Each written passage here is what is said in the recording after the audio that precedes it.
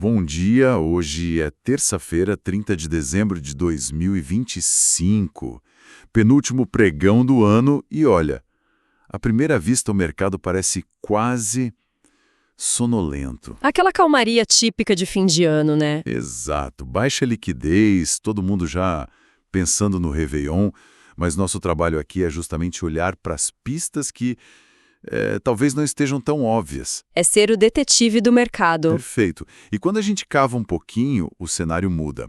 Por baixo dessa superfície tranquila, parece que existe uma tensão, sabe? Uma estrutura montada que parece uma armadilha. A nossa missão hoje é essa: investigar se essa calmaria é real ou se é só o silêncio que precede uma tempestade. E já temos uma pista crucial, o número 5.600 no dólar futuro. Ok, vamos desvendar isso. É a análise perfeita. O mercado vive o que os analistas chamam de cautela construtiva, mas na prática é como uma festa que já dura horas. Boa analogia. A música ainda toca, o pessoal ainda dança, a bolsa está em máximas históricas, afinal. Mas você já sente que a energia está acabando e qualquer coisinha pode fazer todo mundo decidir ir embora ao mesmo tempo. Entendi. O apetite por risco ainda existe, claro, sustentado pela ideia de que o Fed vai continuar cortando juros, mas não há um pingo de convicção nova. Essa complacência é o que me deixa com uma pulga atrás da orelha. A gente olha para o VIX, o famoso índice do medo, ele está em 14, super baixo. Exato. Parece que ninguém no mercado de ações está preocupado com nada. Mas a gente sabe que no mercado, quando está tudo quieto demais, geralmente é aí que mora o perigo, né? Pois é. E o que é fascinante aqui é o ponto cego da maioria das pessoas. Todo mundo olha para o VIX, mas a pista de verdade, o verdadeiro sinal, talvez esteja no Move Index. Ah, boa. Pensa assim, o VIX mede o medo dos investidores de ações, os convidados da festa. O Move Index mede o medo dos investidores de títulos do Tesouro, o pessoal que está bancando a festa. Certo. E ele está em mínimas históricas, perto de 59 pontos. O que isso quer dizer na prática?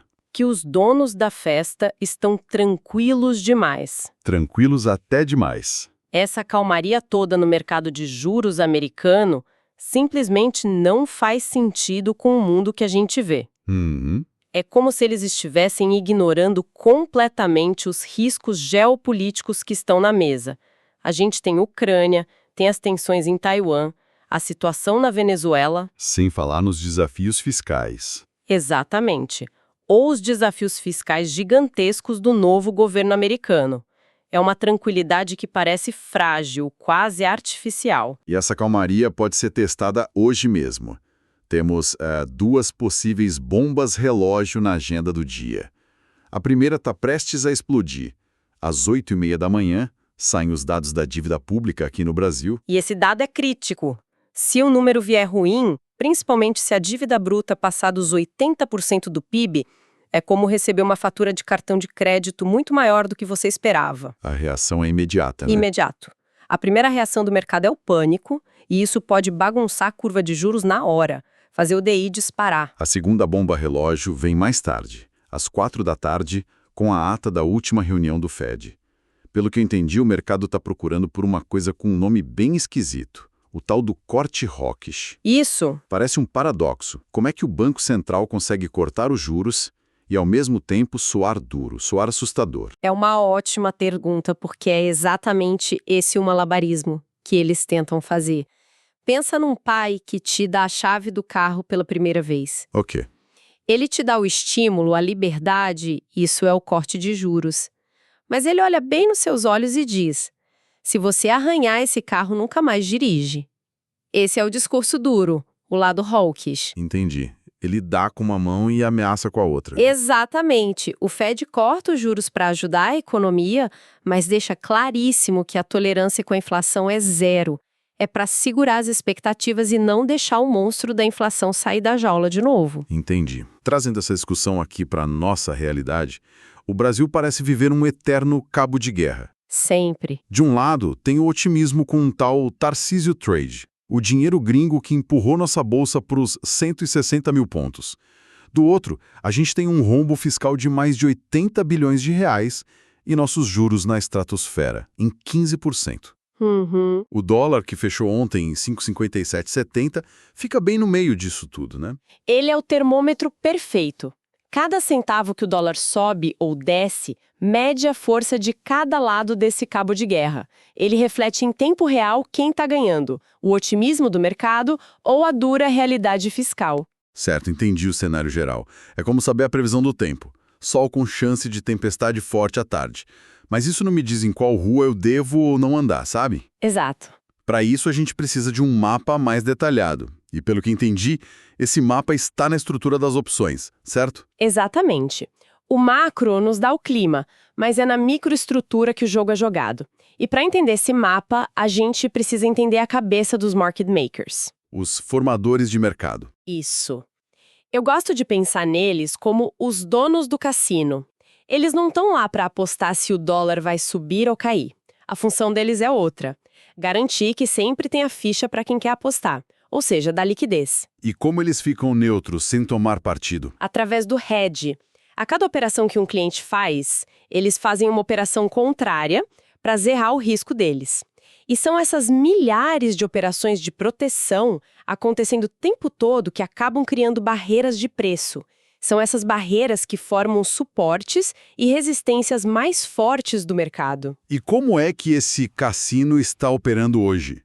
Está mais para um jogo calmo de pôquer ou uma roleta russa? Hoje, o cassino está operando em modo jogo calmo. O regime do dia é o que chamamos de gama positivo. Certo. Para usar uma analogia, pense que os market makers, os donos do cassino, decidiram colocar colchões gigantes em volta do preço do dólar. Gostei da imagem. Se o dólar tenta cair muito, ele bate num colchão e é empurrado de volta para cima. Se ele tenta subir demais, bate num colchão lá em cima e é empurrado de volta para baixo.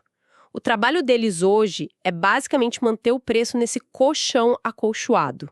E isso deixa o mercado mais previsível. Mais travado então. Mas onde exatamente estão esses colchões? Quais são os números no gráfico que a gente tem que ficar de olho? Vamos ao mapa do terreno. O piso de concreto, o suporte mais forte, o colchão de baixo, está na região entre 5.450 e 5.400. Esse nível de 5.400 é especialmente importante. É o nosso put wall, a grande muralha de proteção contra quedas. E lá em cima? Qual o tamanho do colchão de cima? O de cima não é um colchão, é uma parede de aço. A resistência principal tem nome e endereço, o strike de 5.700. Peraí. Eu estou olhando o número aqui. São 33.775 contratos em aberto só nesse ponto. Exato. Isso é um volume absurdo. Não é uma resistência. É a muralha da China. O que seria necessário para derrubar um muro desse? É uma posição gigantesca. Para romper um nível desses, seria necessário um evento muito forte. Um fluxo de compra, assim, extraordinário. Antes de chegar lá, temos outras barreiras menores em 5.650 e 5.150. Certo. E entre esses extremos, temos uma área que eu chamo de pântano. A região do 5.560 tem uma concentração de gamma exposure, o GEX, muito alta. E na prática, o que isso significa? Na prática, é como tentar dirigir na areia fofa. O carro anda, mas com muita dificuldade. Patina, o preço pode ficar atolado por ali. Ok, então o cenário base é esse. Um corredor acolchoado, com um piso de concreto lá embaixo em 5.400 e uma muralha lá em cima nos 5.700. Parece bem seguro, até previsível. Mas a gente começou falando de uma armadilha. Sempre tem um mas, né? Qual é o gatilho escondido nesse cenário? Esse é o ponto crucial. É o que transforma um dia aparentemente monótono em algo potencialmente explosivo. Certo. Embora o regime de hoje seja de calmaria, a análise para o próximo vencimento, que já influencia o preço, mostra uma coisa assustadora. Acima do nível de 5.600, o regime muda da água para o vinho. Ele sai do gama positivo, o dos colchões, e entra no gama negativo.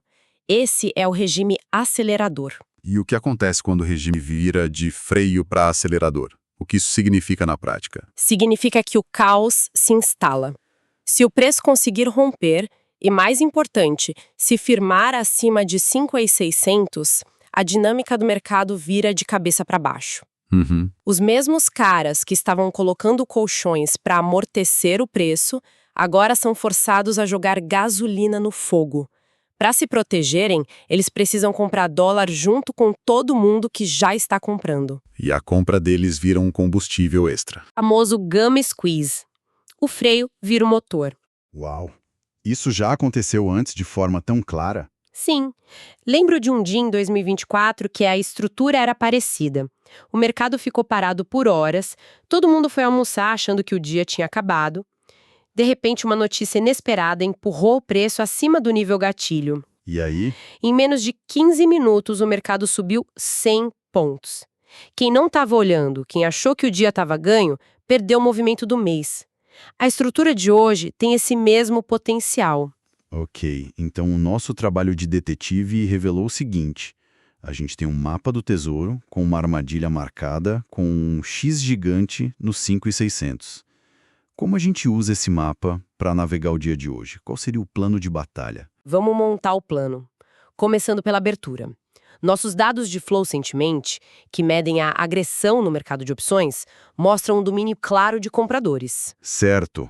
E o put call ratio, que é a relação entre as apostas de baixa e as de alta, está em 0,09. O que significa 0,09? É muito baixo. É um otimismo extremo.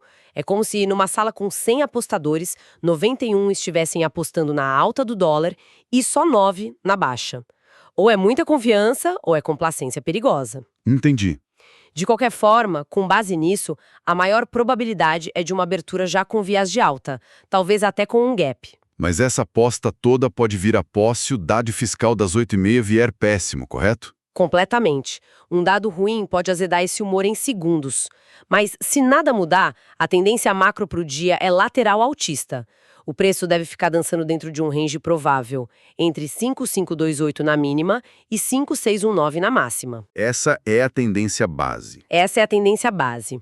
Ela só muda para uma forte alta direcional se a gente acionar aquela armadilha e o preço se firmar acima de 5.600. Certo. E na prática, para quem está operando, isso significa que existem dois jogos completamente diferentes, dependendo do lado de 5.600 em que o preço estiver.